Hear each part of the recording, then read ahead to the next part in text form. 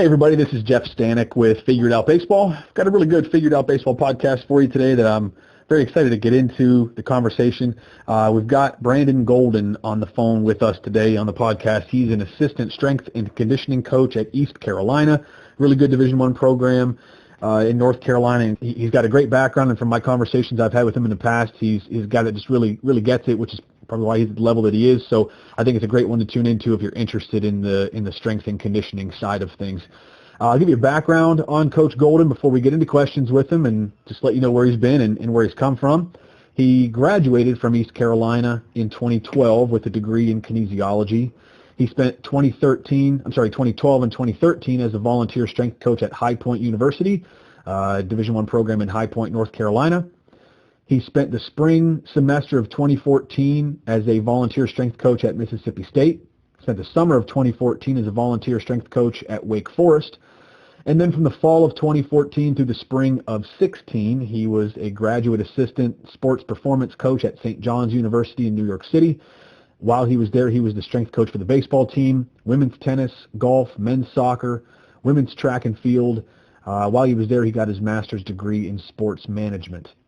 In the summer of 2015, while he was at St. John's, he spent that summer of 15 as a strength and conditioning coach with USA Baseball.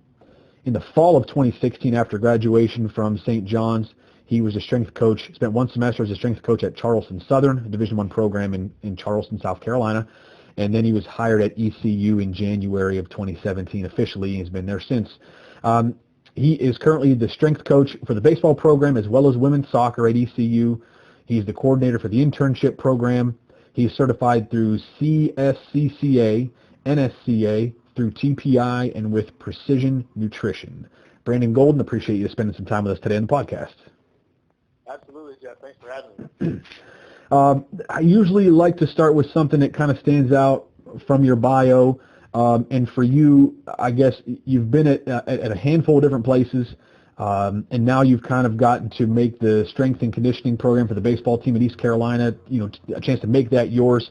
What are some things that you learned along the way at your, multiple stops as an assistant where you're working under some people? Do you have anything specifically that you learned from some other people that has kind of helped you to come up with maybe what your own philosophy is for strength training in the baseball world? Yeah, that's a great question. A lot of what I've learned is one of my mentors who was actually the men's basketball strength coach at St. John's when I first got there, was GA Pat Dixon. One of the things he told me was, throughout your whole career, you'll learn what to do, what not to do, and how to treat people.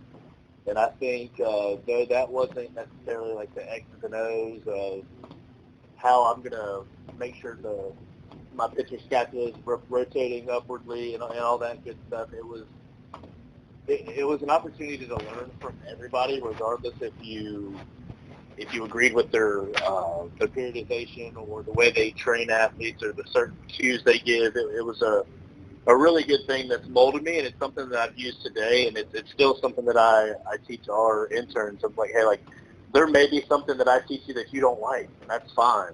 But it's what to do, what not to do, and then how to treat people. I think that's one of the biggest things. And then Brian Neal, that I worked for at Mississippi State, who's at Virginia Tech now, has been a huge influence on me.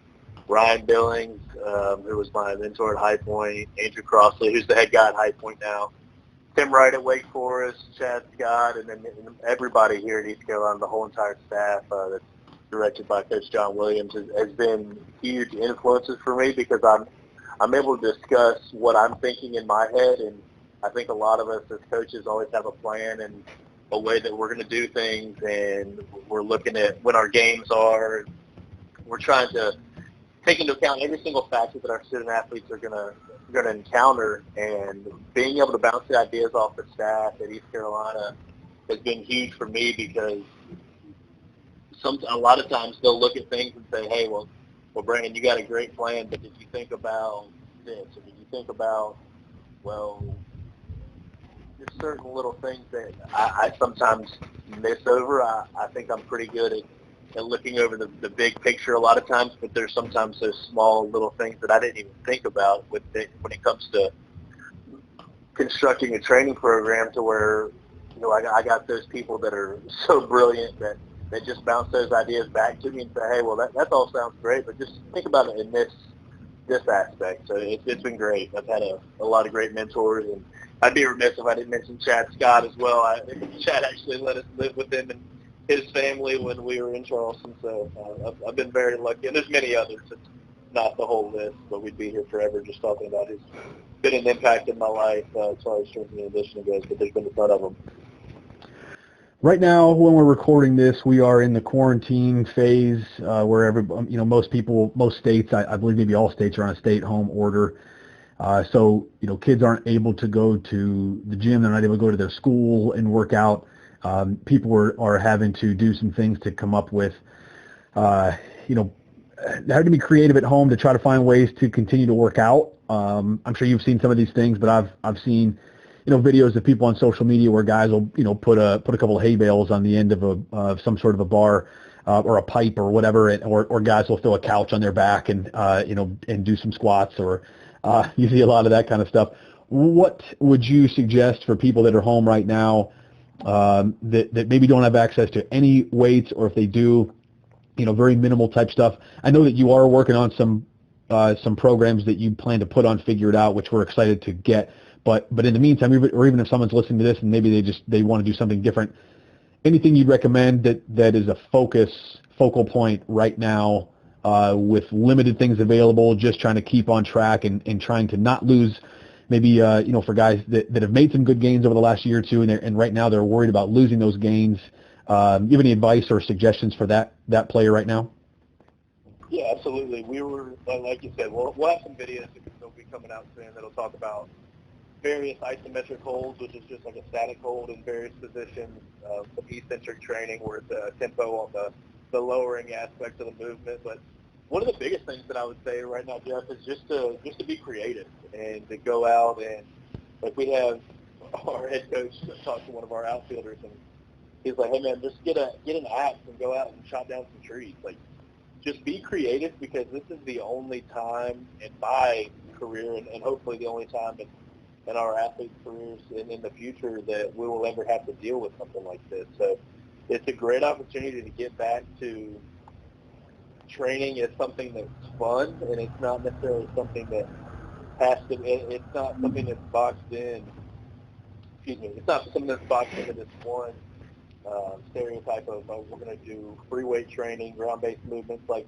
when I get my recruiting speeches, like, we have a certain way we train in North Carolina, but that's not the case, because we're not training at North Carolina. So everybody's training from their homes or in their backyards or whatever the case may be. We actually had a Zoom call with the team the other day, and I told them, hey, dig a hole and fill the hole back up. Like, just be creative as much as possible. I was planting a garden with my wife and son, and I'm tilling up the backyard. I borrowed a neighbor's tiller, and that thing is, I live out in the country a little bit in Aden, North Carolina, right outside Greenville. So there's some older folks on my road that were previous farmers back in the day and grew up on a farm. So I got this huge tiller and this hoe, and I'm digging up these garden beds. And my 2-year-old looks at me and he's like, "Daddy, this is hard work." And I'll put that into one of the videos that can go out there just so everybody can see that. But it was hard work, and I was sore in places that I wouldn't be sore from doing barbell rows or doing dumbbell rows or doing some of the things that I'm normally used to doing in the weight room. So, yeah, Jeff, I think we can just be creative and find ways and find implements around the house to continue to train and get things going in the right direction. And it doesn't have to be a certain way. And I think a very common thing right now is athletes are feeling, just like all of us are, a little bit of anxiety probably of when is this going to end? What is this going to look like? When are we going to play again? I know some summer leagues may not play. A couple may have announced that they're not going to play. So when are we going to be able to play baseball again? When are we going to be able to train? And that's completely understandable. So I think my biggest message is let's go out and be creative and just make sure you're doing something. So when you're able to train with your coaches, whether that's your strength coach or your baseball coach, that you are able to to do the drills and to do the training that they're asking you to do. Like day one, it would be nice for you to be able to be able to go out and take ground balls once you can get back to a field. Everybody's going to be ready to go. It's going to be a long wait and a long hiatus coming from this situation that we're in. So do your best, reach out, and be creative. So basically, they just need to be Rocky from Rocky 4, where Yeah. he. Find a meat locker and let it go. How hard is that? I was kind of cracking up when you said just go dig a hole and fill it back in. And I'm sure in certain neighborhoods, as a disclaimer, in certain neighborhoods, you're not allowed to go cut down trees necessarily, but just go out in the woods somewhere where nobody's going to see you. And depending on where you live, honestly. A rural area of Eastern Carolina, so I can dig holes wherever I want. Yeah, I would definitely just be creative, and if you got paint cans or anything like that, you can do curls, you can do single arm presses, you can do farmer's walk, but you can do squats holding different things. But you'd be surprised if you just look around your house. The book bag is great. There's all kinds of videos all over social media about people filling up book bags and doing rows with them and doing lunges and all kinds of various things. So just look around for what you can do and don't feel like it has to be a certain, like it has to fit a certain mold, because there's no mold for what we're dealing with right now. I saw somebody post on social media maybe a week or two ago. It was on Twitter, and it's a guy that has a pretty good following. He's a baseball coach, and he posted something about, like, if I'm a high school player right now, I'm spending my time lifting like a football player, and that might put a different image into different people's minds. But to me, that the image it put into my mind was that I'm gonna crush the bench press and in my arms and think of what a linebacker looks like, and it maybe maybe that's right, maybe it's wrong. I'd like to get your opinion about it and just see if I guess what's different between how a football player might lift, how a baseball player might lift. As a high school player, do you need to be on a baseball-specific lifting program, or is quote-unquote lifting like a football player, whatever that means exactly? Is that a good advice at this point? Just wanted to get the opinion of a professional. Yeah, that's honestly, that's a question I get, and our coaches get all the time, is what type of lifting should they be doing at the high school level, and really, we'll kind of jump in and talk about like some different movement patterns, but for me, it's all about movement at that level, and what's termed long-term athletic development. So for me, those movement patterns are going to be the squat, the hinge, a lunge variation, a push-up, and then a horizontal row, whether that's a TRX or they're using towels in the door, or using a broom across some chairs, whatever it may be, just a supine face up type row. So when you get to talking about lifting weights at that level, and honestly at any level, to me it's all about technique and it's done efficiently and proficiently. So like we want movement that's executed properly from a body weight standpoint, which I'll refer to as internal load. So if you're an athlete and you're doing a body weight squat and your knees are collapsing and you just don't have good technique all the way around, it's not going to be possible for you to put a barbell or hold a kettlebell, which is then that external load, and then be successful in that movement. So for me, it's not as much lifting like a certain athlete, a football player, basketball player, baseball player. At that level, it's about being an efficient mover. And if you're an efficient mover, by the time you get to me, then I'll be able to add strength and I'll be able to add weight onto the bar. And I tell recruits and I tell anybody at that age that that's literally the easiest part of my job, is somebody coming in that when I have an efficient mover come in, getting them strong is a pretty easy thing to do. I mean, they're 18 to 22 years old, male baseball players. Their hormones are rolling and doing what they need to do from that end to assist me with gaining that strength and that power and all of that good stuff that comes with weight training. But the biggest thing to me is don't necessarily fall into the category of I need to be doing this certain specific program. And you'll see a lot of personal trainers or various people, and this is not a shot at anybody on Twitter or anybody that runs whatever type of private facility business. It's just my experience is that I've seen people say, oh, well, my son's on this baseball-specific program, and they're not efficient movers, nor are they efficient baseball players. So I think when you kind of get into that aspect of it, the program needs to be a Justanic-specific program or a Brandon Golden-specific program. It needs to be something that's going to be geared towards you if you're going to go out and seek one of those programs. But, and kind of like we'll talk about in these videos, you just got to move well. It's so hard. It makes everything a lot harder for the athletes when they get to this level if they don't have a proficient squat form or a push-up form, because everything's built off of those movements. Fielding a ground ball, sprinting from home to first, like all of the basic movement patterns that are ingrained in us at a young age are either ingrained in a proper way and they can be built upon, or they have to be broken down, rebuilt, and then build up, if that makes sense, once they get to the collegiate or professional level. So you've mentioned movement patterns. That's a term that, in my estimation, has only been around for a handful of years. It's not something that, when I was in college as a player or even as a college coach, I don't know if I ever remember hearing that term. And I left. My last year of coaching was 2014. I don't know that I ever heard that phrase until I was out of college baseball. Could you? And you've mentioned it, and it kind of, I'm sure it puts somewhat of a picture in people's minds. But could you give maybe a simplistic definition of what exactly movement pattern means and why that is important for people to understand and kind of have as a focus during weight training? Yeah, so when people talk about movement patterns, they'll talk about like the squat pattern, the hinge pattern, the push-up pattern, and to try to simplify it, what we'll do right here is we'll talk about the squat. So the pattern is your feet are the only thing touching the ground. So your feet are in contact with the ground.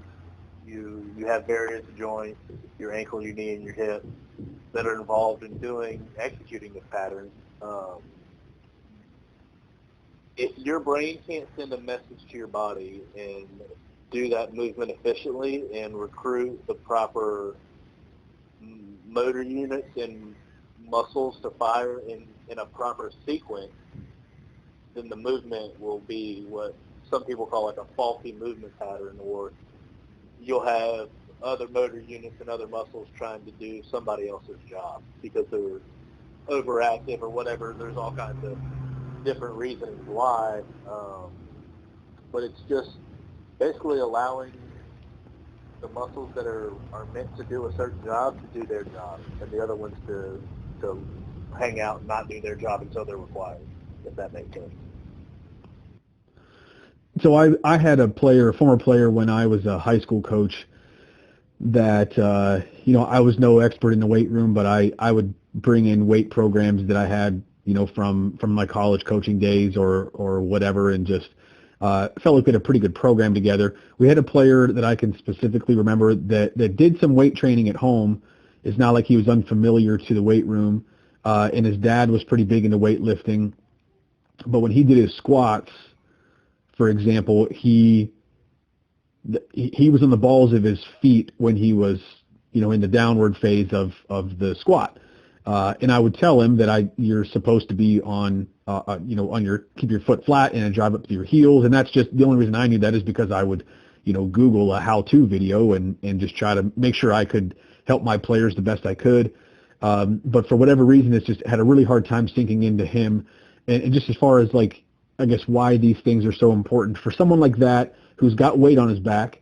He would squat with a decent amount of weight, but just, I know he didn't end up in a bad posture, but why is that something that needs to be a real focal point for guys, especially when they're kind of beginning their weightlifting journey? Yeah, so really it's a compilation and a progression of the body weight squat movement pattern. So you externally load it, and then you have, a different stimulus placed on the body, which is that weight. And if you're, like I said, the only thing that's in contact with the ground, you're applying force into the ground, and the ground's applying that force back up into you. Is your feet, and then in contact with the ground.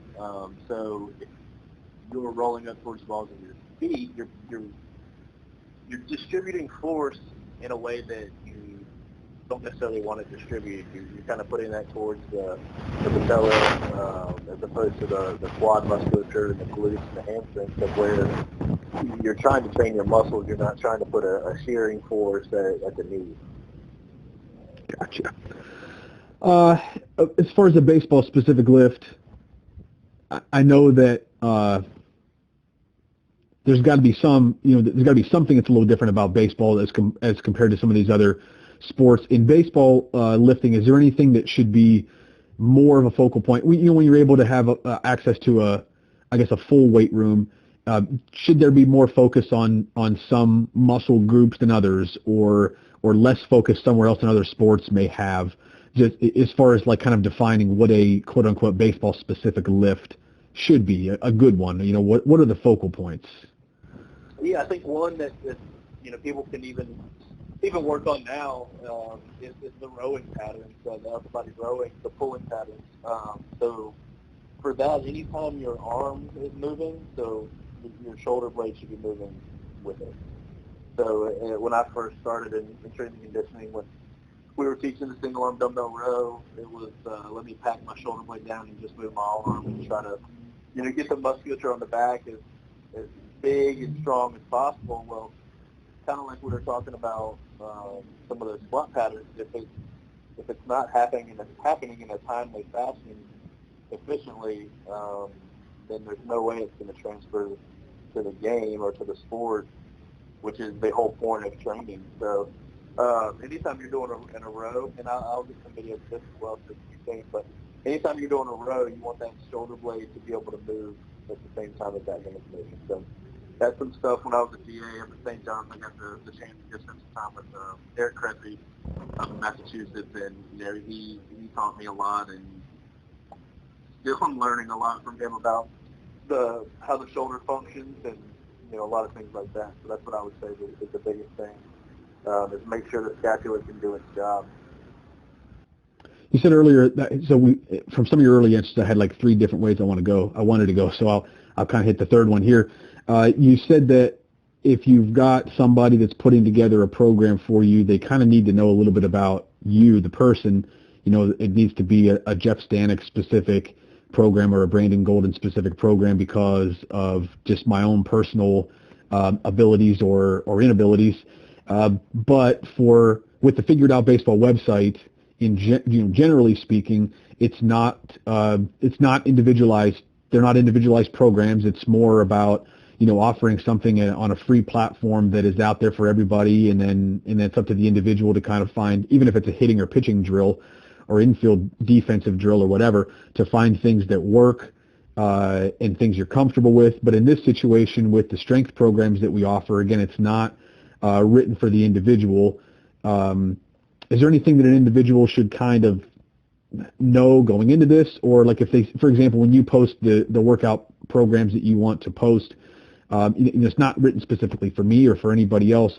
Is there anything I need to know kind of going into that to sort of curate it to be specific to me? Or is it okay for me, like if I'm a 16-year-old, is it okay for me and a good thing for me just to kind of jump in and do what a strength coach tells me to do just because that's kind of the best thing I have at hand? Or is there any way that I could sort of make it individualized to myself?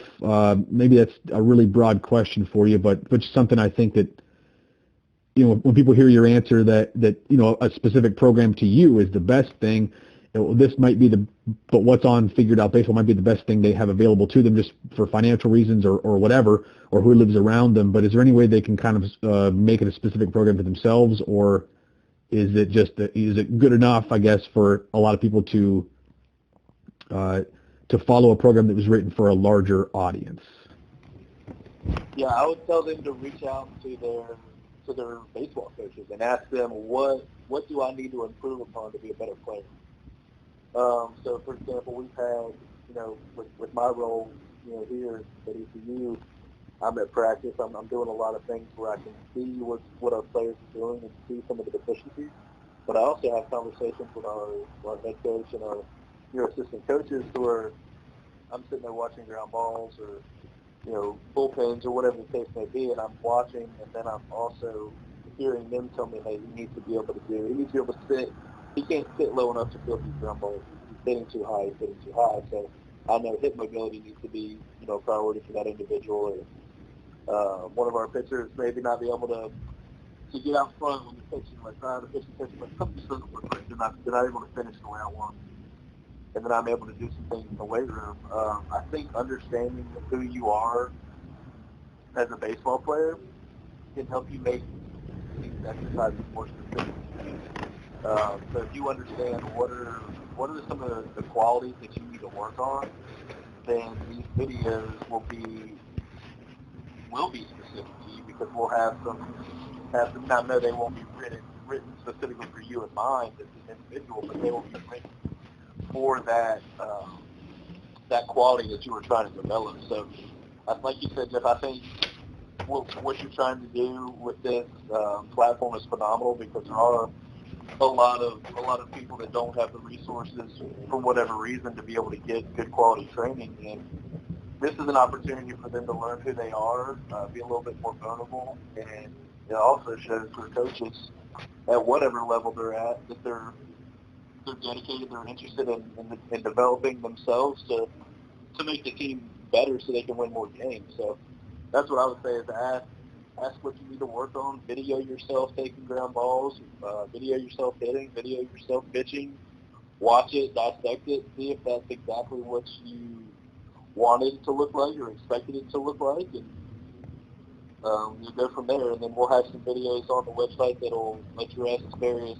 problems, and if you don't see one that you have, let us know, and we'll make one up. So another thing, just kind of thinking about that the football lifting program, is that I think in baseball it's probably more, maybe I'm incorrect, but maybe more important to keep your, to be mobile and to have muscles that are long, I guess, and to, especially for a pitcher. Right? So many times you see pitchers. You mentioned hip mobility, and you watch younger guys, and like on the Figured Out Facebook page, for example, like we'll see videos of kids pitching, and they look so stiff.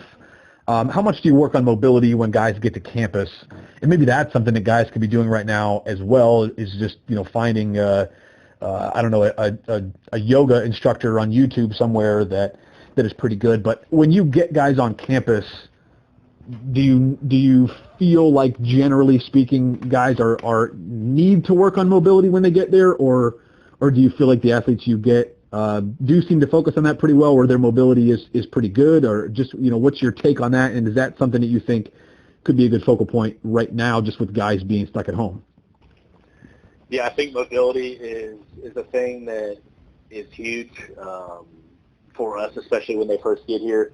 Now, we've had some guys that come in and that are super mobile, and some guys that come in and that are locked up, and that's kind of, we hit those as individually as possible once they get here. But yeah, Jeff, I think right now is a perfect time to restore or improve those mobility issues that you may have. Thoracic mobility is huge, and I'll get some videos up of that. But if you just do a simple YouTube search of T-spine thoracic mobility, hip mobility, those things are huge for you. And if you can improve upon that right now, if that's something that you've been lacking as an athlete, then once we come out of this, you'll be that much ahead of where you would have been if we were still playing right now. On the Figured Out website right now, we've got a really good shoulder mobility program. We don't have one that's specifically like a whole program for hips, but there are a couple of videos that do give some hip mobility ideas as well, or sort of like a pattern you can go through, you can follow. So there are some things like that on the site if a guy's looking for something like that. So other things that impact your gains for young guys, you're going through strength training. I know that one of the big things that you hear, but I don't know that young kids really put enough emphasis on this or maybe understand it well enough, is the role that nutrition and basically, bottom line, how much you're eating when your metabolism is really fast. How much is that nutritional aspect of things? How much is that a factor in being able to add muscle and to put on good weight for young kids with that, with the high metabolism?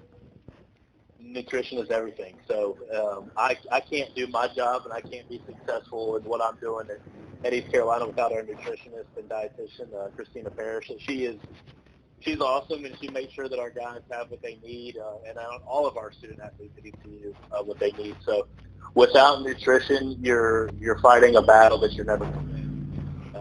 If people, and like you said, Jeff, I don't know that athletes at the younger levels completely understand how important it is, and then we can talk about sleep too if you want, but nutrition and sleep go hand in hand, and the body is a constant chemistry experiment if you think about it, along with a math equation when it comes to gaining weight, gaining muscle, increasing strength and things like that. It's calories out and calories in. So if you're not doing your part after the training session, you're really missing out. And what we talk to our athletes about here is what's going on the other 22, 23 hours of the day that you're not with us in the weight room. So you might lift for an hour, 2 hours at the most.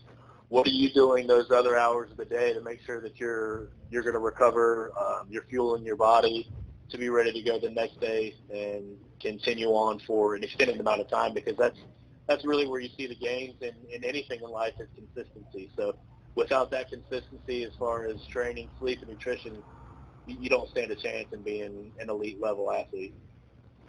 Without going into an entire spiel about what guys should be eating, do you have maybe just a couple of suggestions? Is it just like you just need to eat, whatever you can kind of get your hands on, like the old adage, you got to eat big to get big? Are there certain things that you recommend? A guy that maybe comes in and he wants to put on 20 pounds of muscle, that like, okay, if you eat a lot of this and this will help you a lot. Do you have any kind of like quick tips for someone that might be in that place right now? Yeah, I got some guidelines. I mean, yeah, like you said, like I'm a strength and conditioning coach and not a nutritionist, but I think lean meats like chicken are always good. Chicken's always a good option. Rice, pasta. I think the big thing is how can you make your meals calorically dense, and that's a term that dietitians use a lot to ensure that our athletes are getting everything they can out of their meals. So at our level and even at the high school level, there's not a lot of time for these athletes to sit down and eat however many meals a day they need to eat to accomplish their goals. But being consistent, I would say, in eating breakfast and having a snack, lunch, a snack, and then dinner and a snack would be huge. And then, like I was talking about how beating into the math equation, be disciplined enough to track what you're eating and have a food log and spend the money to consult with the dietitian, because that's really where you're going to make the most gains, and that's probably one of the best things you can invest in as an athlete at any level, to ensure that you're doing everything possible to recover and replenish for the following days in the training sessions to come. I know at the college level, it's like an unwritten truth that after the workout, you need to slam a protein shake. It's something that I think, a large majority of athletes, and maybe, outside of like the East Carolina level where you've got a nutritionist, but at the levels where you don't have a nutritionist, it's something I think a lot of guys do. Guys that are trying to add weight, they feel like it's an absolute must at the end of the workout to have a protein shake or some kind of a shake right after you lift. And then, a lot of guys also buy into before the workout. They want to take some sort of a supplement to like, I guess to pump them up, some kind of a pre-workout shake or pre-workout, whatever it is. What are your thoughts, generally speaking, on supplements? How necessary it is to drink a protein shake or something at the end of a workout, and maybe what you recommend to your guys. I know you're not the nutritionist, and I'm not trying to steer the conversation that way, but just how important are those things to kind of maximize your gains in the weight room? Yeah, so my thought process is food first always when possible. Life kind of gets in the way at times, and that's not always a realistic option. So I think those protein shakes and why they've become so popular is because we can get calories in our athletes quickly. They can be absorbed quickly, but it's not absorbed as well as food. And that's something Christina's taught me and some of the nutritionists and dietitians I've worked with in the past. But if we can get food, our body is meant to extract those nutrients from our food a lot better than they are liquids. So whenever we can get real food, quality food, that's always our number one goal. If we have somebody who does need to gain 15 to 20 pounds because of where they're at developmentally, it's a great opportunity to get those calories in, but it's not a substitute. And that's where I think, Jeff, that's kind of why I was pausing there with my thought, was I think a lot of athletes at all levels at times believe, well, I just have my protein shake, I don't need to eat. And then that couldn't be further from the truth. A supplement is exactly what it is. It's a supplement to your diet. It's not in exchange for your current diet. So if you supplement a poor diet, you still have a poor diet. And the way that you're going to combat those things is to plan and be prepared. So if you are busy, like most people are nowadays, you got a lot of things going on. If you have meals ready, meal prep during the weekend and have meals ready throughout the week, you can have your protein shake as you're leaving the gym, go back to the locker room, take a shower, get home about an hour later than you can eat, and you're just going to set yourself up for success if you plan and be prepared. Let's stick on the nutrition side of things for a little bit, or actually let's flip the switch so we don't spend too much time on that. I do want to talk, so I don't forget about this. I do want to talk about sleep and how big of a role that plays. In your discussions with your athletes, what are some things, some guidelines that you're kind of giving or recommending, or whether it's you or the nutritionist on the team or whoever it is, what are some guidelines that East Carolina players get, if anything, as far as recommended amounts of sleep, or just what exactly guys need to do? Because one of your roles on the website, you and I have talked about this before, but one of your roles on the website is to help your athletes, help baseball players to recover, whether it's from a game or from a lift. And I know you kind of have a whole team of people that are working on that. But how big of a role does the sleep play in the recovery, in just the gains that guys are trying to make, and being fresh and ready for the next day? How much of a role does sleep play? It's a huge role. It's a very big component. Our head athletic trainer is the baseball athletic trainer at East Carolina, Zach Womack, and he does an awesome job of, he'll send out articles of, why we sleep and what's going on during sleep, and how the hormonal response and how various hormones are excreted during sleep, and how that's really when you're making the gains is while you sleep. So people are really getting stronger and recovering. Tissues are being repaired from the micro tears from a training session or a practice, or a doubleheader, or whatever the case may be. Your body's repairing itself while you sleep. So there's various things that go along into that. And one thing that I want to kind of touch on is the circadian rhythm, because that's something that people can kind of understand if they do a little bit more research on it. But the way the body works, and it's in regards to when the sun rises and the sun falls. So when the sun rises, we're meant to wake up, and when the sun goes down, we're meant to fall and go to sleep. And that's why people try to make their rooms, so these blackout blinds and these curtains have been so popular lately, because people are trying to make their rooms almost like caves. You want the temperature cooler than you want it, in the rest of the house if possible, and if not, you just wear a sweatshirt. You want it dark, you want no disturbances, and something that I've actually done, it's a pretty cool thing, but I have an alarm clock that slowly wakes me up with light, so it mimics the sunrise. And believe it or not, that's something that's helped me be a lot more consistent with when I wake up and when I go to sleep each night. So along with the amount of hours that they get, we recommend that they go to bed and wake up every night and every morning as close to the same time as possible, because of that circadian rhythm, and because you allow your body to get in a cycle and a routine, and it's a lot more effective when those things are in place. You're going to have to give me some suggestions on where to find this sunrise alarm clock, because Amazon, baby. That's where you find everything. Nice, because sometimes you hate saying things like this because you feel like, I don't know, people are going to judge you, but there's probably a lot of people out there that are like this.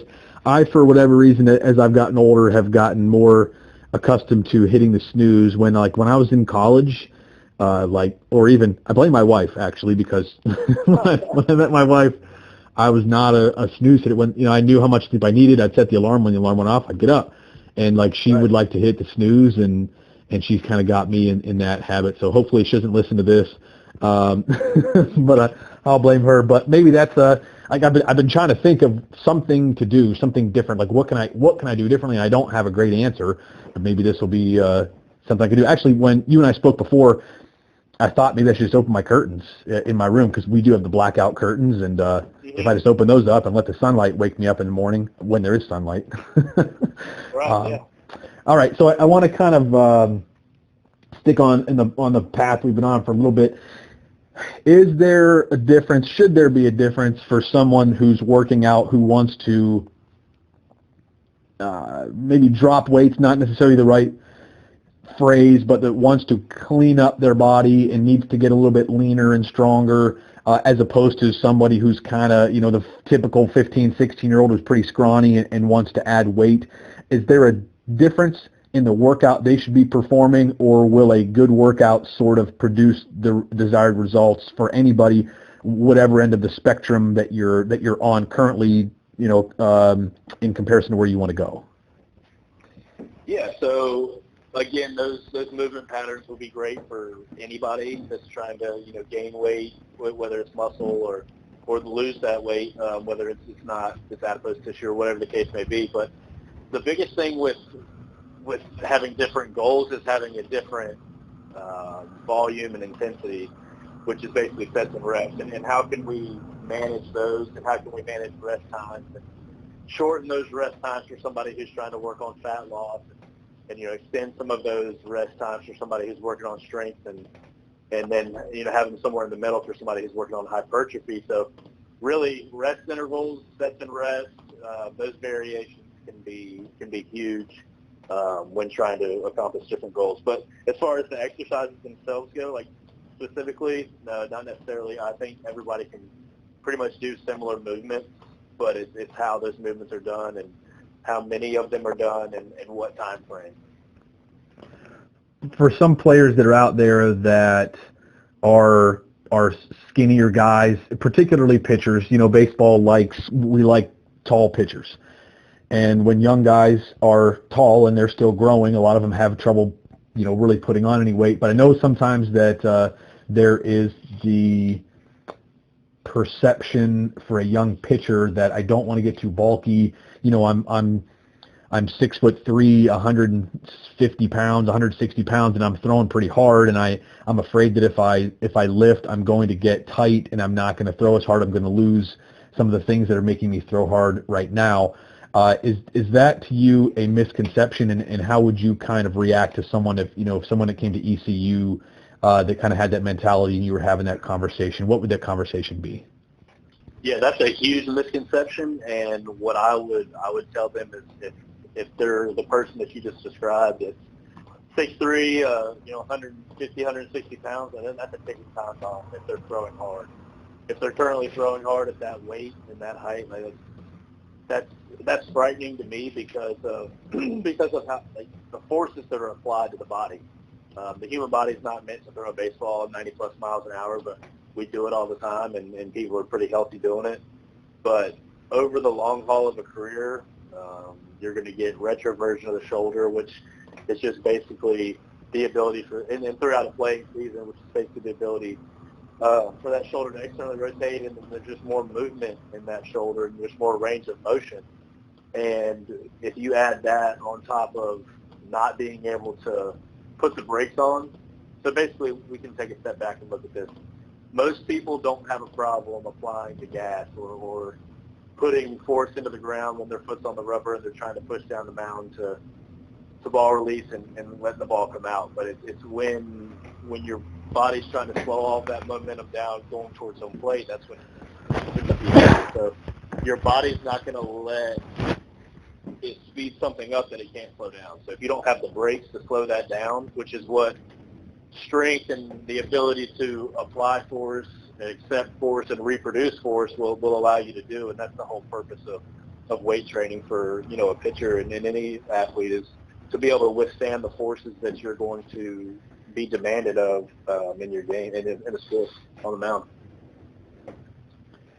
Have you ever seen is there any truth whatsoever to just a pitcher could be too big, or for example, if you're a first baseman, should the goals be different than a pitcher? You see big pitchers in the big leagues, which to me is always that's a good way to combat that, the argument of, I don't want to get too big or bulky. There are guys that are every shape and size on the mound in major leagues that are throwing hard. But is there anything that, different positions should maybe be thinking about? Should a shortstop or a center fielder be trying to have a different plan or goal than say a first baseman should be, or a DH kind of guy? At ECU, do you focus on that at all, based on their position, and I don't want to get too far down this rabbit hole, but just kind of curious for people, because I think these are questions that some people have. I'm a shortstop. My game is to run fast and to play defense, and I don't need to really focus that much in the weight room. So just kind of curious if those are conversations that you have with guys, and if the position that you play should have any impact whatsoever on what you're doing in the weight room or what your goals are.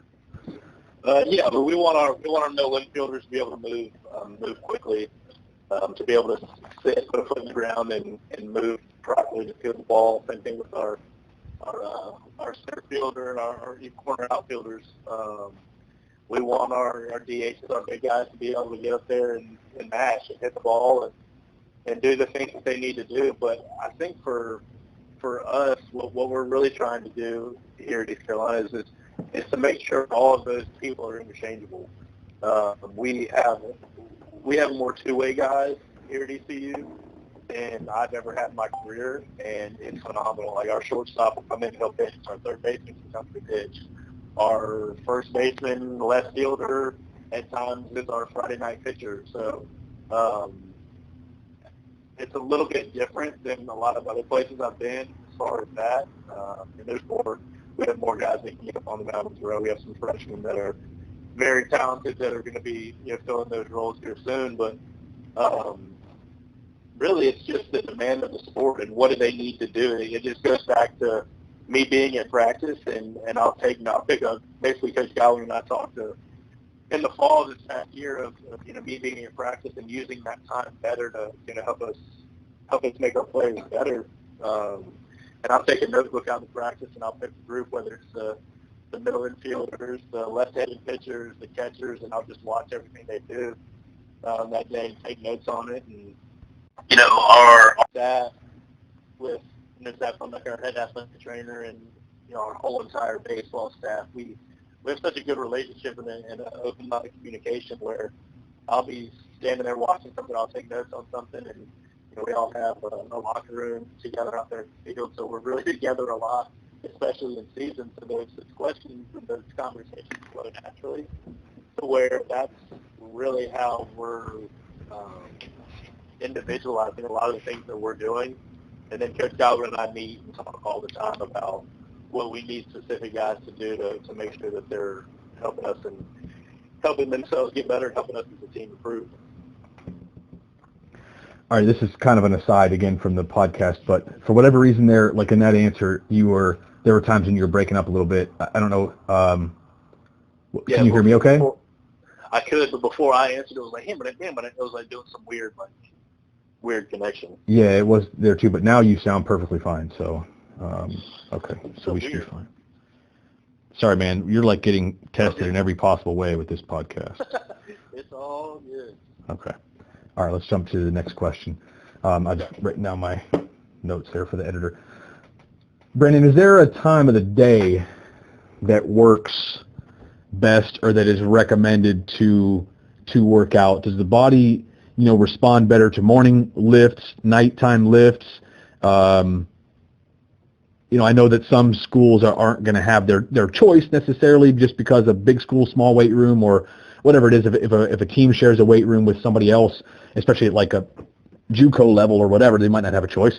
But for you in your research, is there a certain time of the day that maybe is optimal for a guy to make sure he's maximizing gains? Yeah, there is, and there's research and evidence that support both sides, and it's really it's based on, and this answer isn't as clear cut as I wish it was, but there's different people that circadian rhythm, basically, that I was just talking about, when people are, when their hormonal responses inside the body are peaking. So we want to be able to use those as much as possible. Generally speaking, the mid-morning is a great time because the body goes through peaks and troughs, and one of those troughs is right after lunchtime, which is why most people are tired right after lunch. But if you can get your training session in before then, you should be pretty good. Also, throughout the day, testosterone is normally the highest towards the morning time, so that can also be a huge benefit to training before lunchtime if possible. This is maybe a little bit of an offbeat type of question, but for a program out there that maybe there are restrictions or whatever about when they can get together with their players, do you have any? Is it a big deal for a team to get together maybe at like 6 a.m. and lift, or like in the off season? I know there are programs that will get their players together at 6 o'clock in the morning and they'll do some conditioning, and that's partly to I think there's more than one thing to it, but part of that can be to get them out of bed, to test them a little bit mentally, to give them a little bit of a mental test in that. But is there any reason to stay away from those if possible, like the extreme early morning type stuff? And I guess 6 o'clock isn't like extreme, but it's not late for the college kid. 6 a.m. is pretty early. Is there any reason to try to avoid those, or do you think that can be plenty effective and not be detrimental to the team? That's a great question, because you hear about that stuff all the time, and I think that goes back to the culture of the program and what it is that the head coach is trying to facilitate and what they're trying to get out of it. Because what strength coaches are is we're a support staff, especially at the college level.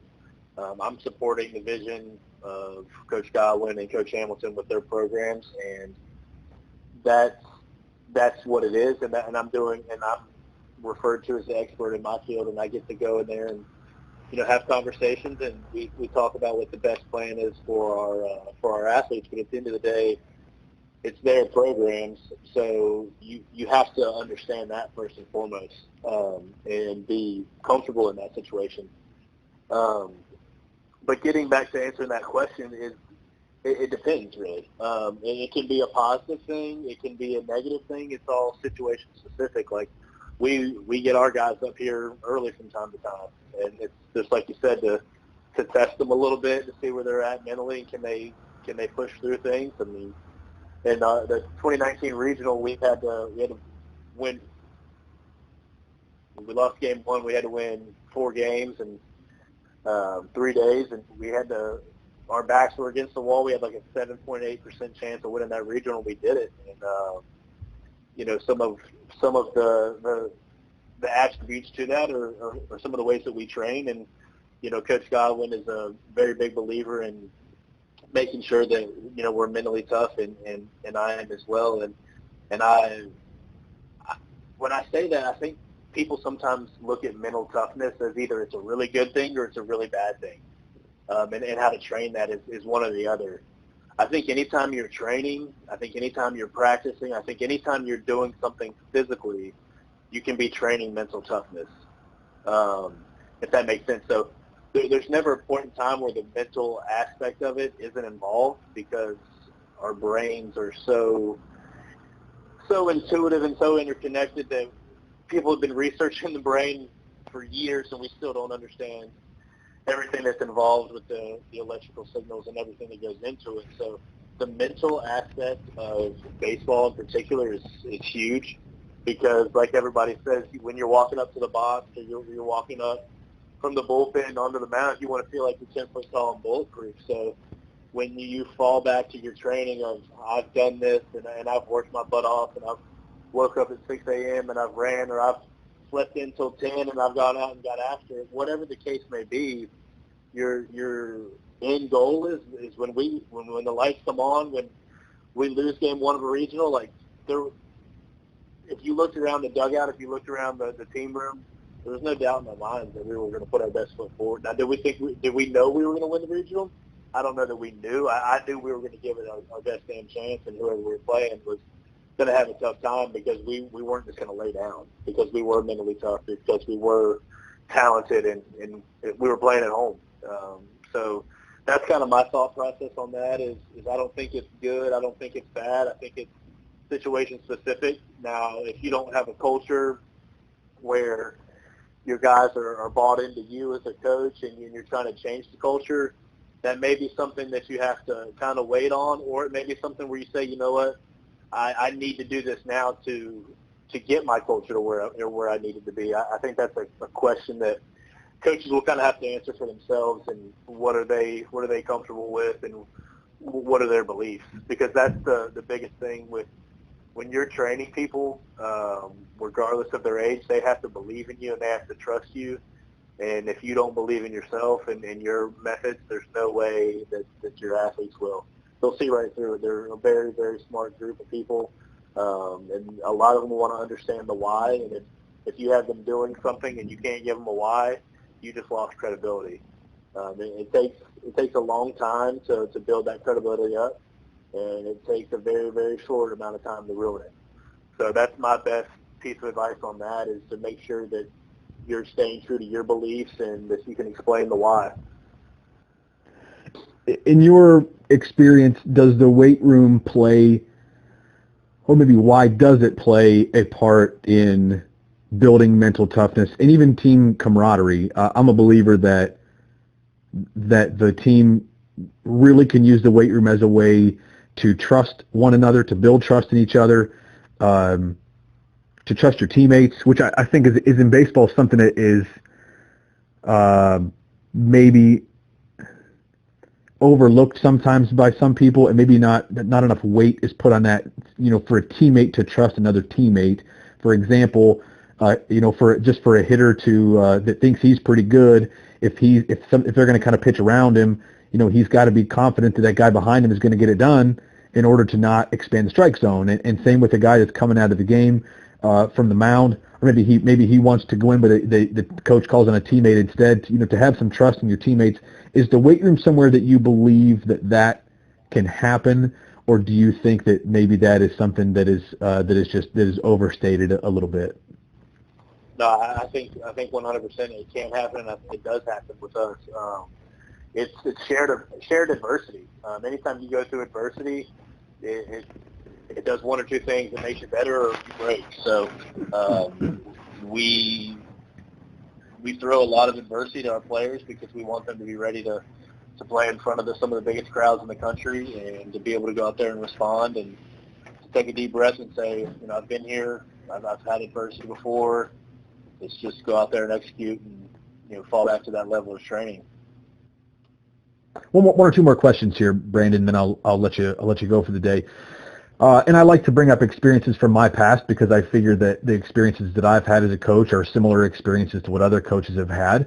I coached a team once that might have been the best team pertaining to their, comparative to the level that we were playing, but maybe the best team that I've ever coached, the most talented team I've ever coached potentially.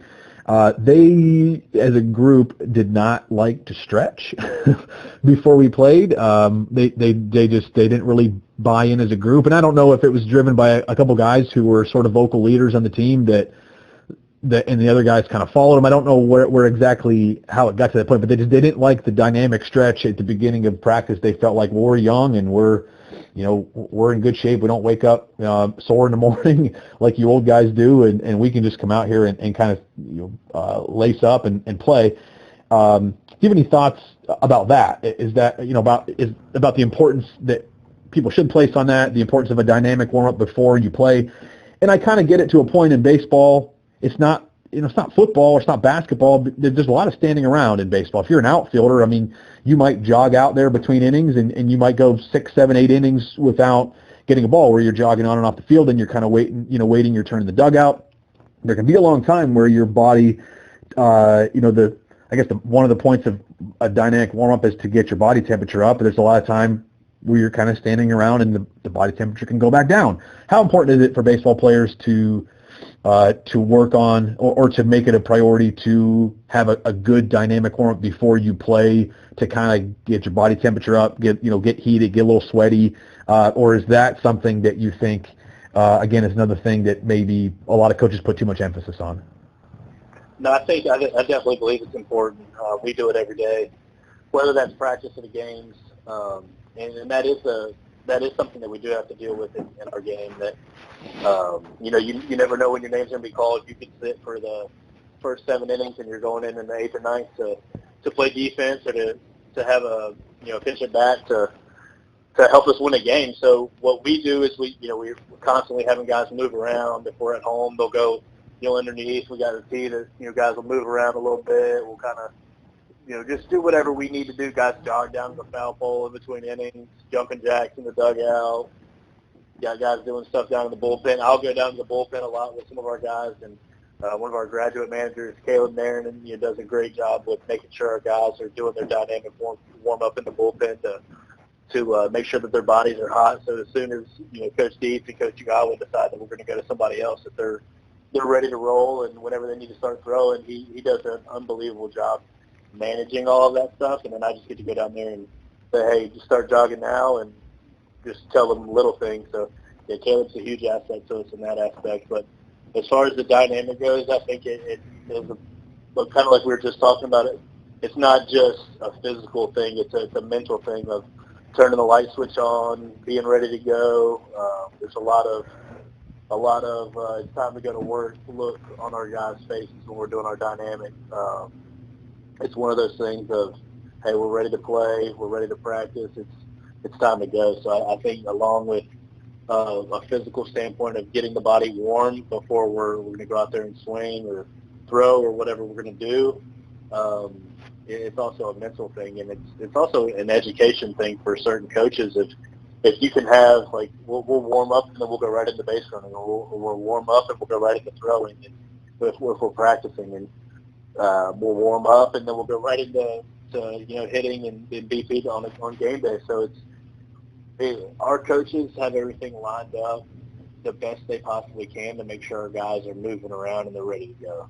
And it's having the ability to do that. So do they have the ability to do what you need them to do throughout practice and then warm up for a game? It's not just we're going to warm up, go sit down for a couple hours, play a game, not do anything in between innings. I think if the typical or the old way of, we're just going to jog out there in between innings, like, those are some of the teams that bring in guys, and that's when games are lost towards the end of the game, is that person wasn't ready to come to the game. So our coaches do a great job making sure that they're giving as much time as they can. Now, obviously, they're not they can't read the future and say when somebody's going to go into a game, but if we have a guy that's normally going to pinch run for us, or a guy, if we know that they're bringing in a certain guy, certain like right-hander or left-hander into the game from the bullpen, like we'll have a certain guy getting warmed up, getting sweaty, doing jumping jacks, swinging a bat, whatever the case may be. So if his name does get called, he's ready to go. I like that, and I agree. That, I'm a big believer in transitions, physical transitions, and helping using the physical transitions to sort of help your mind to flip the switch. And guys, they come into the locker room and they're kind of getting dressed before the game, and I think that it's important to kind of flip a switch and get into competition mode for practice or for games. And to me, I'm sure I heard someone say that at one point and kind of bought into that, but the dynamic stretch, the beginning of the dynamic warm-up can be just your time to sort of get into a place mentally where you're ready to go into competition, and you kind of flip that switch. And, kind of the same along the lines at the end of the game. I kind of like the idea of, when the game's over, you keep your jersey on until you're ready to get rid of that game. And sometimes you have a bad game, you leave your jersey on for a little longer so you can just sort of process it and use the physical transition of taking the jersey off and kind of taking your uniform off, putting your street clothes back on. That's when you're ready to kind of move on from it and start thinking about tomorrow. And I believe in that stuff, and I good to know, I guess, that some other people kind of feel that same thing. This is Brandon Golden, everybody. He's an assistant strength coach at East Carolina. He is the baseball strength coach at ECU, and a really good one. Really blessed to have you on the podcast today. You've shared so much good information that I think if a young guy or a high school coach who is also the strength coach might have been listening to this, there's so many good nuggets to pick up to help yourself, to help other people, or if you are that young player, to kind of help yourself. And some good tips there. So, Brandon, thank you so much for the time that you put into this podcast today, and sincerely appreciate all the information you shared. Absolutely, Jeff. Thanks for having me.